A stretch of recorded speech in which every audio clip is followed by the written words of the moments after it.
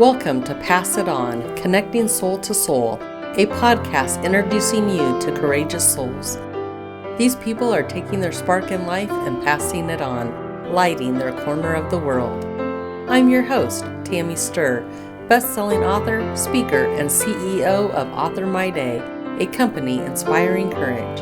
I interview people about how they exercise their courage muscle and use their story to inspire you to live with a courageous heart. Let's get started with today's guest. We are passing it on. We're having soul-to-soul conversations with great people, and our guest today is Sylvia Morrison, author of Grace's Lunch, a children's picture book.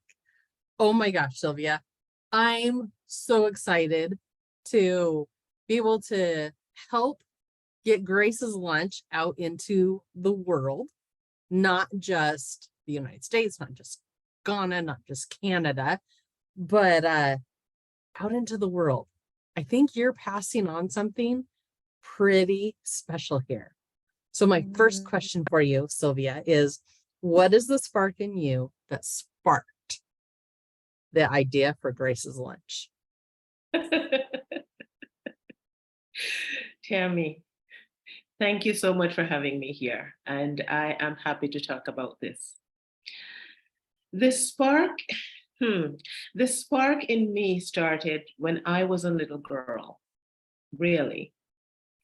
Back then, I didn't recognize the spark because I was very young, but I realized that the spark to help others, the spark to make a difference when I see that something needs to be done, when I see that there's a change that needs to happen in the world. Back then in my small world under the mango tree, but I'm someone who feels, and it has been with me throughout my life, that change happens when we take action. That's it. That's what it is. Yeah. Oh my. So when you're thinking about Grace's Lunch, tell us where you are today, and then the difference that you want Grace's Lunch to make in the world.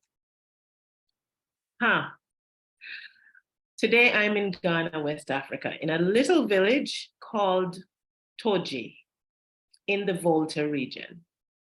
And I am here because really and truly, I am being Grace's Lunch here. Yes, I started coming to Ghana since 2006. I wasn't born in Ghana, but since I was a little girl, knew that I was an African child and always dreamt of the day when I could go be in Africa and be the African child, And so I started visiting Ghana in 2006. That was the first time that I did. But I'm here in Ghana at this point in time, living here. And what I do here is I am the founder of Links Across Borders. We build libraries in Ghana. I have, over the years, we have 8 libraries to date. Over the years, I've been bringing books and shipping books and stocking libraries and, providing books for classrooms and teachers and children. And now we have several reading clubs. And in one of my reading clubs a couple of years ago, as I was talking with the children about how they can become authors, one of them asked me, "So have you written a book, Mama?" And I didn't want to say no, because somewhere inside me, I knew that no would put out a spark that we had started. And so that lit a spark in me, a different spark in me. And the spark for me now was, in order to answer that question in a way that keeps his spark lit, was to let him know that I am writing a book. And so I said to him, in response to his question, "Not yet, but I'm writing one." And that was my commitment to write Grace's Lunch. And did you have any idea at that moment that it was going to be Grace's lunch or just a No, book? I just knew I now had to write a children's book. I had already authored a book, but it wasn't a children's book. And I knew that he was not asking me about a book. He wanted a children's book. So no, at the time I didn't know it was going to be Grace's lunch. I knew that it would be a book that would teach children and readers in general that we always have an opportunity when we see that something needs to be different. We always have an opportunity to make a difference. And it doesn't have to be that we have a big plan for it. And it doesn't have to be that we have all of what it takes to make it happen, but we can do one small thing. So I knew that because that is my core message. You know, when I speak, when I coach, whatever I do, that is always with me. You can make a difference by doing one small thing. Yeah. So I So knew go ahead. I knew that that would be the message in this story. But what I didn't know what the title would be. I didn't know how to write a children's book anyway. I really didn't. And now we both know how, and that's what brought us together. That's what That's brought right. our souls together. And That's right. okay, so my soul is so full right now. You talked about young people being authors. And of course, the name of my company is Author My Day. And it's that Yes. whole idea, right? That you can step in and author your day, take 100% responsibility for your life, and like turn the page or edit it of how your day's going or your life is going, right? And then the second kind of big soul connection I'm having right now is when I went on to get my master's degree, I chose servant leadership as my topic. And what is hitting me right now, or is going deep in me, is this idea that you can go along with life and be that follower, just being along, and then all of a sudden you're called to lead. And it might be you lead for a moment. It might be you lead for years. It might be that you go to a whole nother country and build libraries to lead. Yes. Right.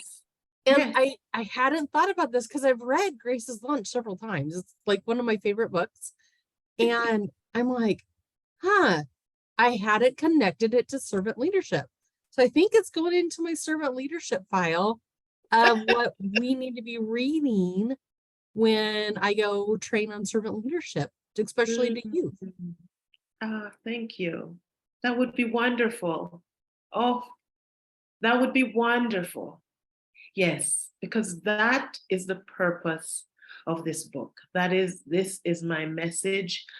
I bring it in a certain way to children. I bring the same message to adults because I just feel like there's so many, in our life. I think everybody wants to make a difference in the world, Tammy. I think everyone. I don't care how they show up and, how they present. Everybody wants to make a difference. And sometimes we just don't know how. Or we're thinking the thing is so big, I can't address it all. And I don't know where to start. So I do nothing. But as we're doing nothing, we're hurting even more because we really want to make a difference. Absolutely. Yeah. So I'm going to take a moment here and read the book description of Grace's Lunch. Thank you. And kind of clue everybody in on this great story. So Grace enjoys spending lunchtime under the big mango trees out in the schoolyard. But one day, Grace notices that her friends have nothing to eat. Even though she's hungry and sad, she runs home with her lunch in her backpack.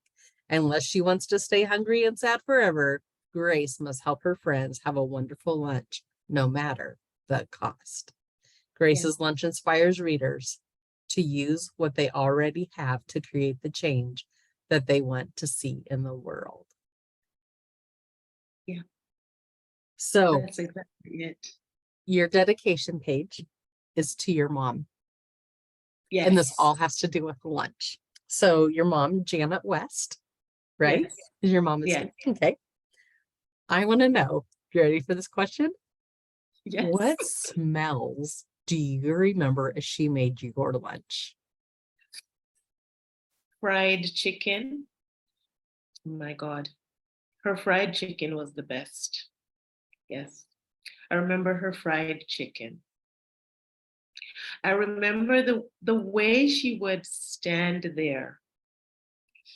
And when she's frying chicken, it's almost like it's a sacred, when mom would prepare food, it's like it's a sacred event. Like it's prayer, it's thanksgiving, it's celebration, it's yeah. But the smell of the oil, the way that she marinates and kind of works with the chicken in her hand, and then the sound of it when she puts it into the very hot oil. Mm, That absolutely. aroma that comes up. Yes.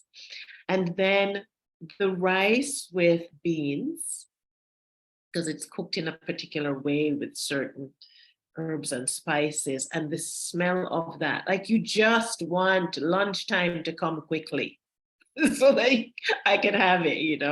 Yes. You're giving There's away your book. You know that, right? Like in everything you're describing, like all that's in the book. It just isn't like you and your mom doing it.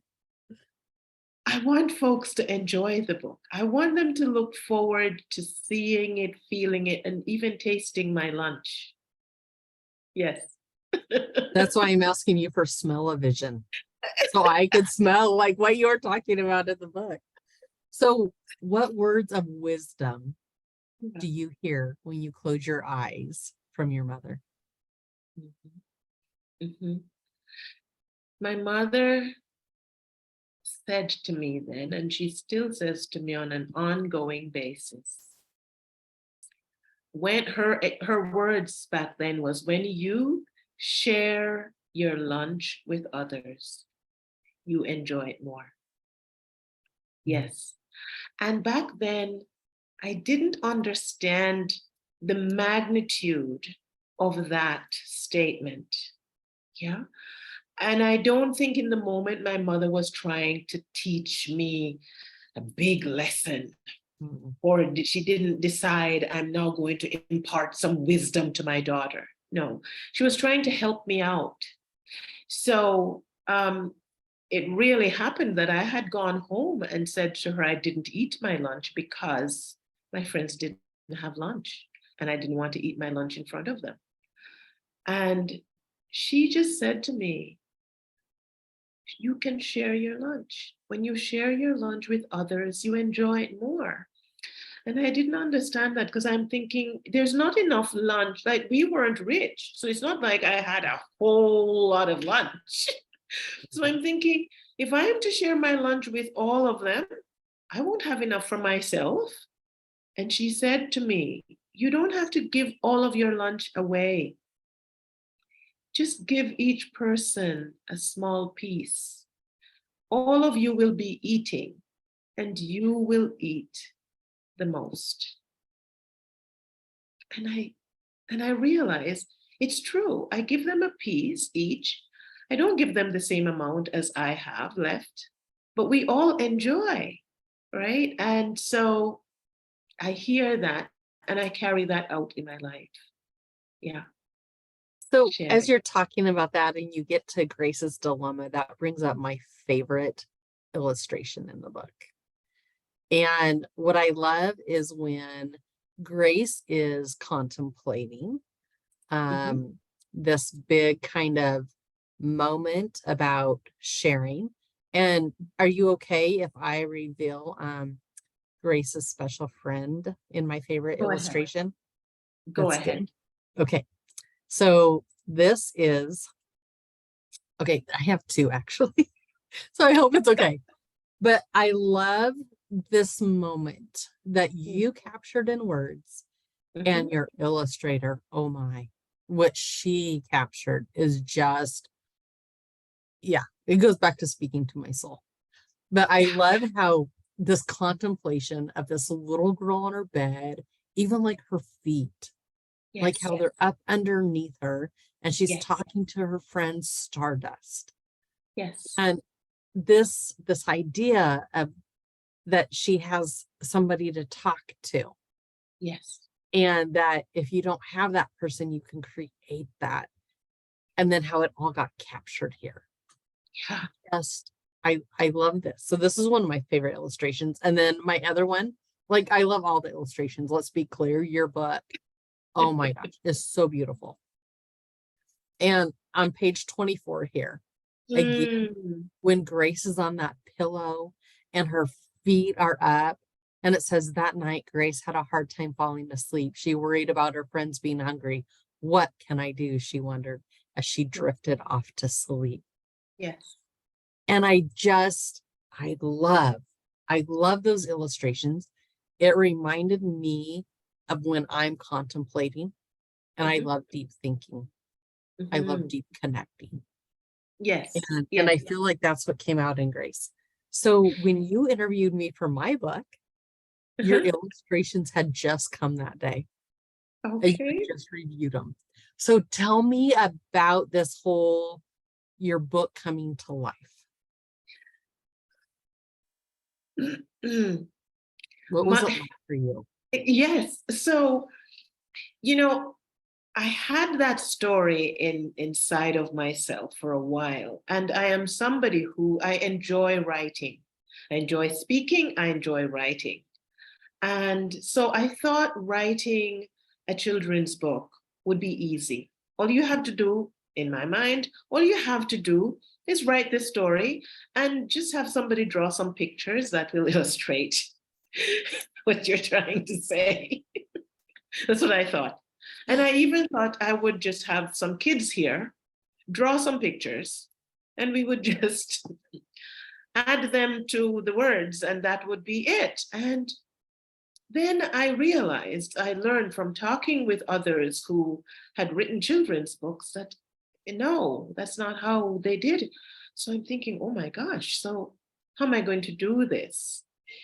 And after much conversation with different ones who said they would help me, this one would help me, but I wasn't getting the help that I really was expecting. I realized no one really had the time to help me to get the book done. Um, so I was floundering around, and Miriam Laundrie came across my computer in an email. And I was happy to find her or her to find me, because finding a mentor who was then able to hold my hand through the process, to teach me the process, and not only teach me and leave me with it, but hold my hand, take me through the process each step of the way. And then finding an illustrator who not only knew her craft as an artist, but knew the process of illustrating a children's book. And my illustrator actually took I think she ate my story, she digested it, and then she brought it back up the way cows do with their food. You're talking to a Nebraska girl here from the United States. We were like in the middle of cow country. Yes, a cow chewing its cud, right? Just makes it Yeah, better for their system. So yeah, this coming back up yes. and giving you these ideas, looking at your illustrations, explain Yeah. that feeling to me when you saw But that first picture of Grace. when I saw that first picture, we had conversations about it. And I told her what the image was in my mind. And when I saw the first set of pictures that she sent me, I didn't have words. I don't know what was happening in my body. I can't describe it. But I felt somehow like the little girl me showed up and the grown woman me went somewhere. And the little girl me was so happy to see herself. It's like she wanted to bring this message forward for a long time. And it was now happening. Honestly, it was an out of body experience for me. And I didn't pay attention afterwards to whatever else was going on with her illustrations. I just said to her, you've got this. When you're finished, send me the finished product. Nice. Okay, Yes. so on that note, you like perfectly led into my next question. So in the story, besides Yes. Mama and Grace, Yes. there is, and help me know how to say these names right, because I'm used to like Jane and Bob, like where I live, right? Yes. So is it Afia? Afia, yes. Afia? Uh-huh. Okay, so you have Afia, so you have Grace, Yes. Afia, and Essie? Yes, you got that right. Yes. Essie. Okay. Yeah. So when you think of those characters, which one are you in the story? And does it change when you read the story? I am Grace. I am Grace, and it doesn't change. I am Grace, and I'm actually Grace. You know, yeah. And that's the way I, not only in the book, but in my life. That's how I move through the world. And when I read this story, honestly, I read this story not as the person who wrote it. Every time I read this story, I still feel like the story was written and I am reading it. And I am inspired and I am reminded that who I am is Grace. And regardless of how life is, I am Grace. And I move through the world that way. If there is something that needs to be done, and it is occurring to me that this change needs to happen, that transformation is needed, help is needed. If there is something, and there's always something that we can do, it might not be what is required to completely fix the problem. There's something we can do to make a difference.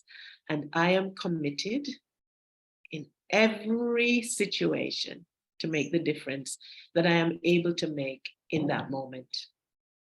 Yeah, that's what Grace did. So before we pick up on that, I need to ask you another question directly about the book, right? Because I'm always looking for the soul-to-soul thing. Like, how are you connecting here? You have hide and go seek in your book. Yes. In all of my books that I'm writing, there's always a hide and seek game. And I just loved, because we're from totally different cultures. Like, we don't live in the same country. We don't travel in the same countries. We will soon. We're going to meet up in Canada. Yes. And the United States. Yes. So why did you put the hide and go seek game in your book? Because in fact, I grew up playing hide and go seek as a child. And children still play that here in Ghana. Hide and go seek seemed to be a universal game. Yes. Right. And I was just thinking about, because we're talking about starting book clubs beyond Ghana, right? Yes. And partnering on that. And I'm like, what's universal is hide and go seek. Like, it's everywhere. It's everywhere. So that was so fun for me to realize that it wasn't just in my childhood or my daughter's or my grandchildren's childhood, that this is a way that we can help even connect more people through a universal game. Just so fun. Hide and go seek is universal. So it's just we don't say hide and go seek. We say hide and seek. Oh, we say hide and seek too. Oh. But I was reading your book and I wrote down hide and go seek. So I don't know if that's the way it is in the book or not, but that's what I wrote down in my notes. Yes, but you probably wrote that down because when I wrote hide and seek in the book, And I think it was in conversation with the editor, based on her comments, I realized that hide and go seek is kind of the way it is said in most places. And since I want the book to be understood in most places, I thought, okay, it doesn't change it much if I call it hide and go seek. So Yeah. so I called it hide and go seek in the book. But we actually say hide and seek. How awesome. Yeah. Another great connection. So you've been talking about making a difference. And I'm in awe of Links Across Borders and the work that you have done. A lot of people will go build hospitals in other places. They'll go build schools. They'll go build wells for clean water. Yes. What was your empowerment Mm-hmm. to go build libraries in places? I love books. And the reason for that, I think, is because I grew up poor. As a little girl, books was the thing for me that caused me to dream and imagine a life that was more expansive than what I saw around me. You know, I grew up in a neighborhood where I could hear my neighbors, the women in my community, being beaten by their partners. I could hear women screaming, yes. And my mother would be someone who is ready to fight for another woman who is experiencing violence in her life. You know, I saw the struggle of my mother to be able to afford for all of her children. And I saw the struggle of other parents. And I always just wondered, what is my life going to be like? Is it going to be a life of struggle? Like I've seen, right? I didn't, so books, reading books caused me to think, oh, people are having different kinds of life. I can't see it here, but it's happening in these books. And there was a woman in my community who lived down the road from me, but she was, and I can't tell if she was a paid librarian, trained librarian, or not.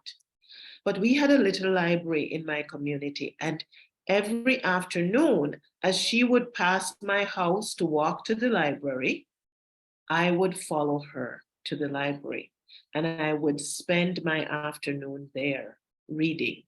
And when it was time for her to close the library, I would leave with her to stop at my house as she continues on down the road. And she knew this about me. And so there were times when she would actually even hide a title or two that she thinks I might prefer so that somebody else doesn't get it. And I would walk in and she would say, look at this one, I think you will like it. And she didn't take it from the shelf.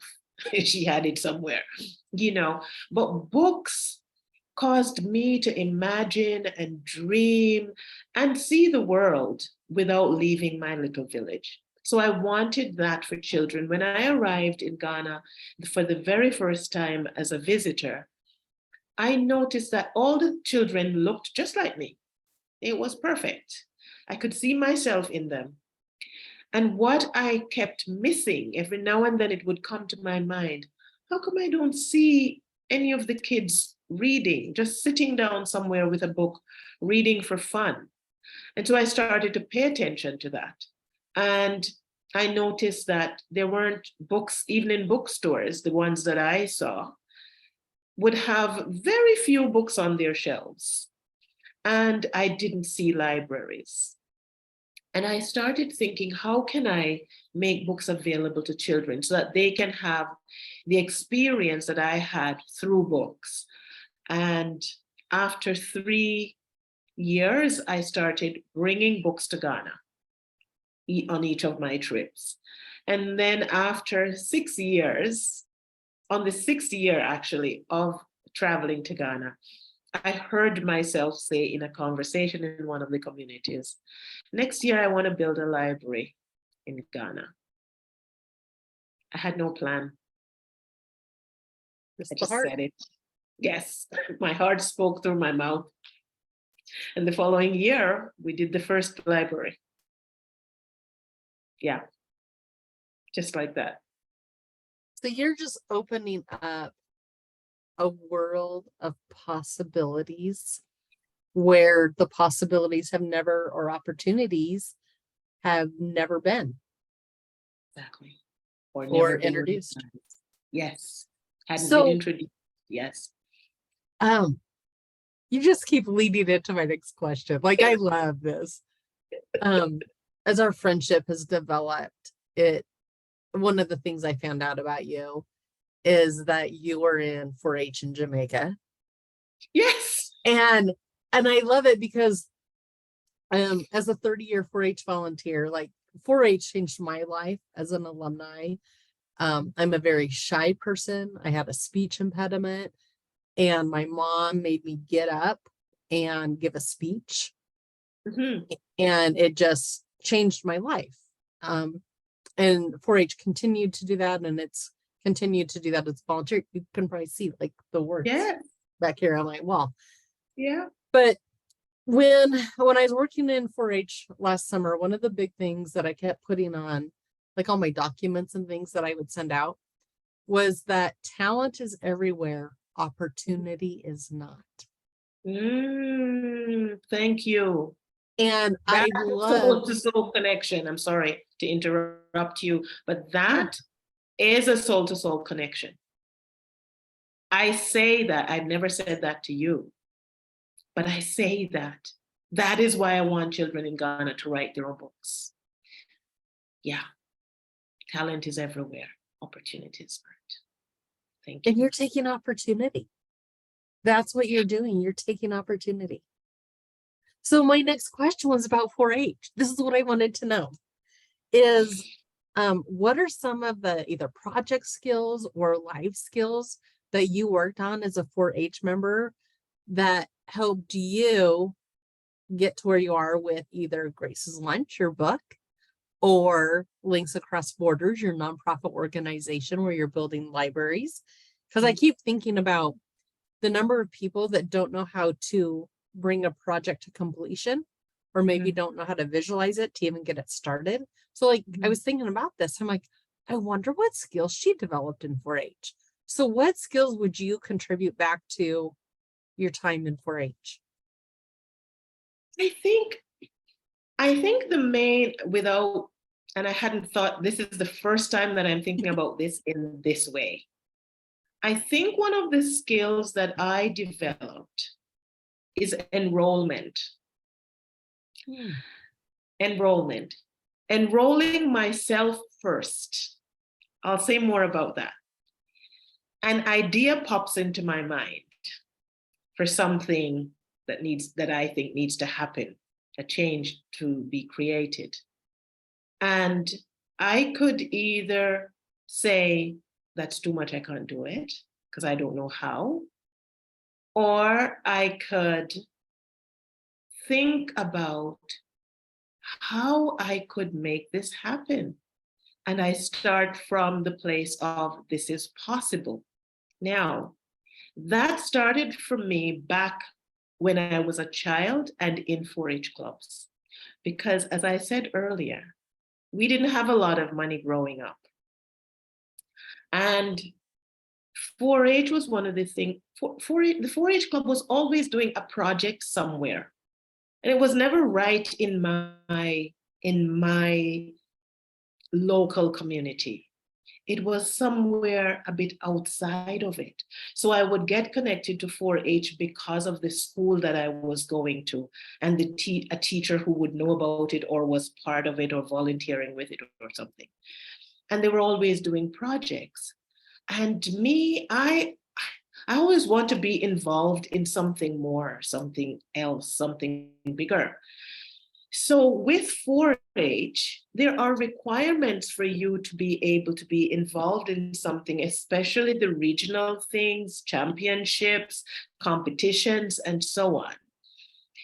And so it caused me then, when I would hear of something that's happening in 4-H that I wanted to participate in, to first of all be able to convince myself that I can do this, and then bring it to my mom, my family, and enroll them in that to convince, because they've never done it. They don't even know sometimes what I'm talking about. So I had to enroll my parents into this idea that I want to do this thing and how it would benefit us and how it would make them feel and why they should say yes to me doing it.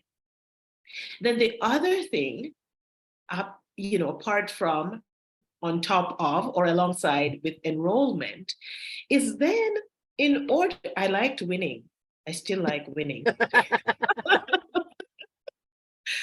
And in order to win in 4-H, you had to be able to start the project and see it through to completion, and you had to work with other people. So, in short, I learned leadership skills, I learned organizing skills, and I learned enrollment skills. I learned communication. I still love speaking. People say they're deathly afraid of public speaking. Not me, honestly. I love speaking. And so, yes, I get nervous, but I enjoy it. And I had a lot of opportunities in 4-H to do that.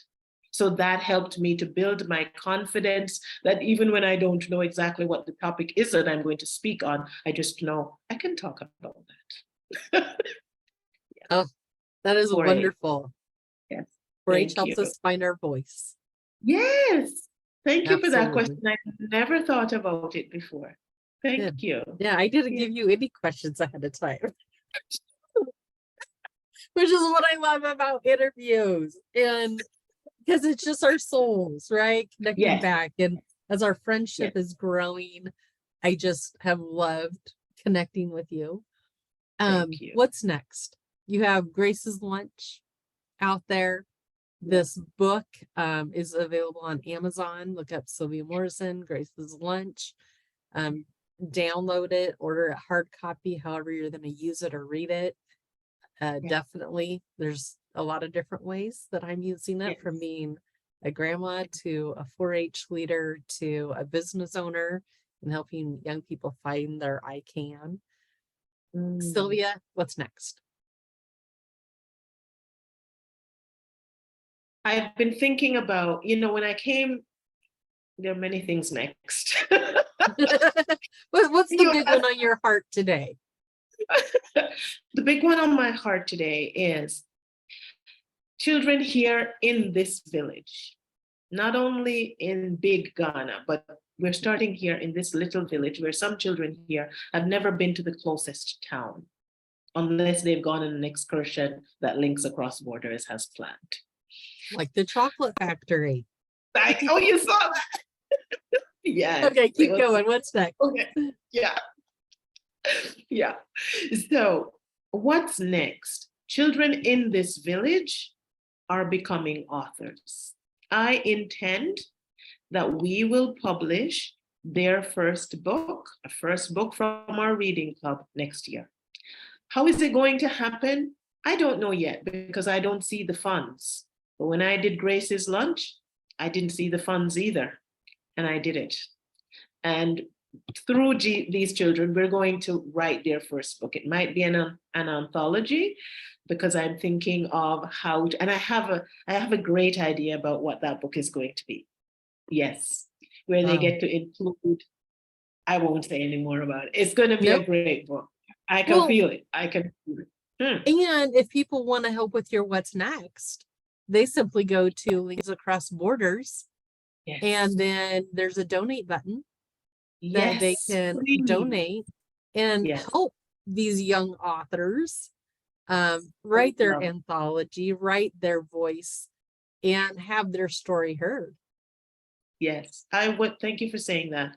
I would so love that. And if folks would do that, it would be the ripple of transformation that this could cause in the world, and the impact, the deep impact that that would cause here in Ghana for someone who probably donated $20 and it seemed like it's not much, but it would make a very big difference. So I would love it if folks would go to the website and donate towards that.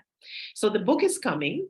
We're beginning to think about what our story is, how it will, yeah, we're talking about that. Something else that we're working on right now that I think we have a connection on is the I Can Club. Yes. So, when I read Miriam's book, and you did too, and I thought about I can make a difference. And that is something that's a mantra for me. I can make a difference. And I act on that and I teach people that. I coach people. Yes.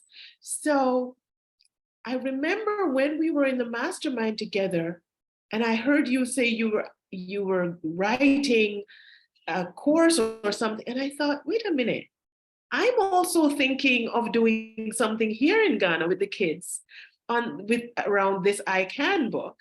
So I should ask you, what are you doing? Because maybe we're doing the same thing, and if we are, we should do it together. So that's the next thing that's happening here. I had said to the kids that we're forming the I Can Club.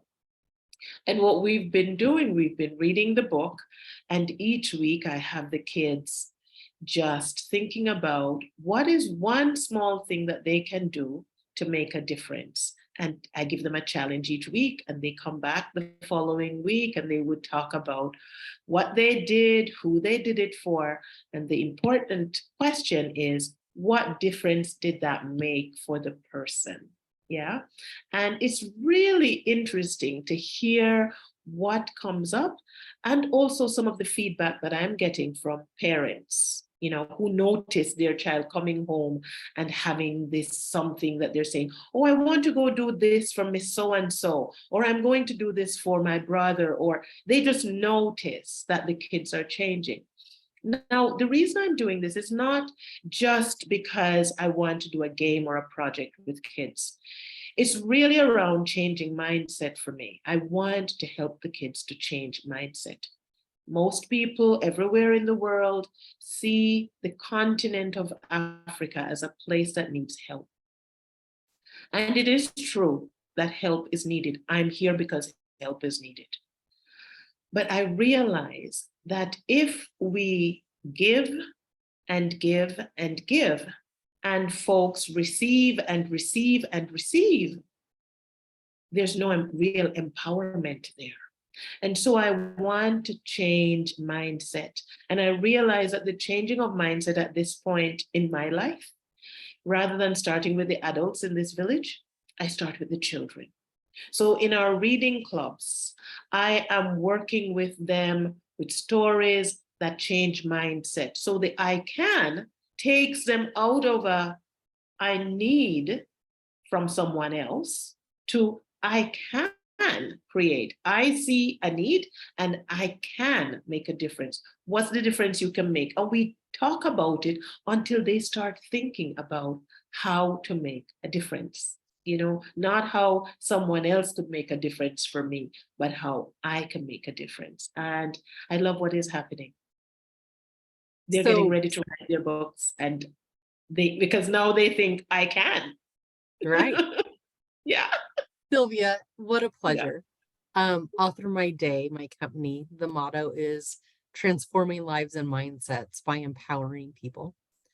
And one of the ways that I'm going to be able to carry out my mission for my business is getting Grace's lunch into the hands of the people, to keep your impact going, to keep your world changing ideas. And I love what I see in the world when I think about all of the children that will be read Grace's Lunch and the questions in the back of the book that you've suggested that they talk about when they're done Yes. is transforming the world. So with that, thank you for joining me today on the podcast and being my soul-to-soul connection and passing it on. Thank you for listening and being inspired to exercise your own courage muscle. Please leave us a rating on whatever platform you are listening. For even more, you can go to www.authormyday.com. Remember, you only have this one life, this one day, so always author your day. Thanks for listening to Pass It On, connecting soul to soul.